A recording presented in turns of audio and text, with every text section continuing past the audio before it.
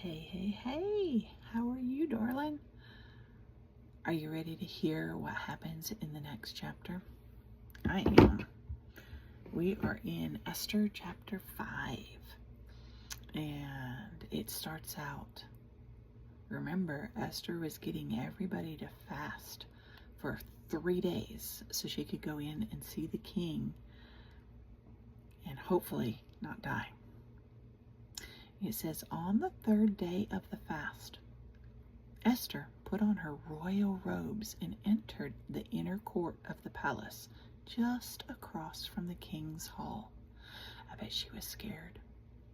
The king was sitting on his royal throne facing the entrance. When he saw Queen Esther standing there in the inner court, what do you think he did? It says he welcomed her and held out the gold scepter to her. Whew. So Esther approached and touched the end of the scepter. Then the king asked her, "What do you want, Queen Esther? What is your request? I will give it to you, even if it's half the kingdom." Now remember, this dude had a kingdom that was all the way from Ethiopia, which is in Africa, all the way to India, which is hundreds of miles. And half his kingdom would have made her like filthy rich. And that was an amazing offer. So he's like, "What do you want? Even if it's half my kingdom, you can have it." But Esther said, "If it please the king, let the king and Haman come today to a banquet I have prepared for the king." The king turned to his attendants and said, "Tell Haman to come quickly to a banquet as Esther has requested." So the king and Haman went to Esther's banquet. While they were drinking wine, the king said to Esther, "Now tell me what you really want. What is your request? I will give it to you, even if it's half my kingdom." He said it again. Wow. Okay. And Esther played it smart. She said, "This is my request and deepest wish. If I have found favor with the king, and if it pleases the king to grant my request and do as I ask, please come with Haman tomorrow to the banquet I will prepare for you. Then I will explain what this is all about." Haman was a happy man as he left the banquet.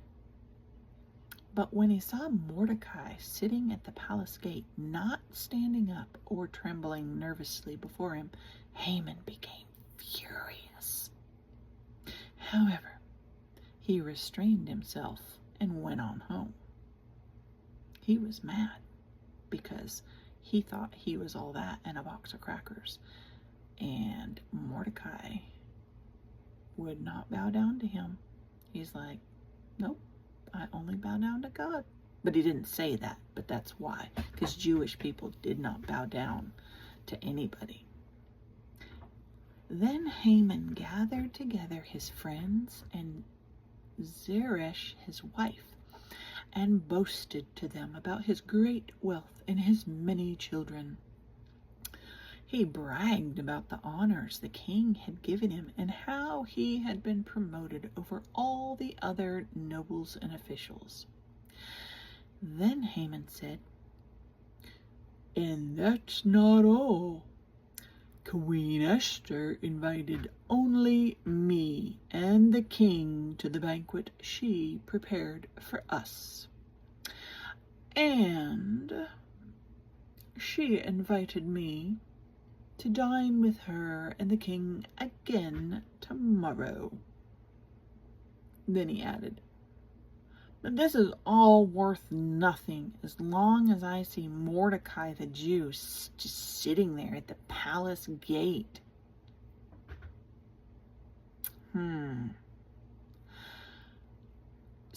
So Haman's wife, Zeresh, and all his friends suggested, set up a sharpened pole that stands 75 feet tall, and in the morning ask the king to impale Mordecai on it. What?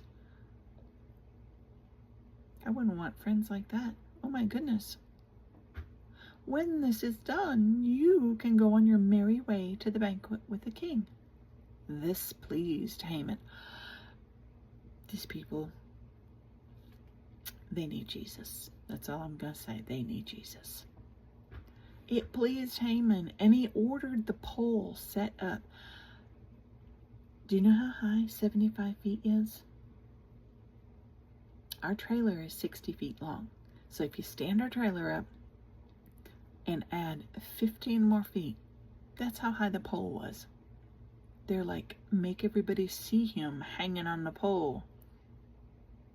Oh, that's an awful thing to do to somebody. But he liked that idea. So we will see what happens in chapter 6 tomorrow night. I love you. And I hate leaving these on cliffhangers, but I'm going to go to bed because it's late. I will talk to you later. Good night, sweetheart.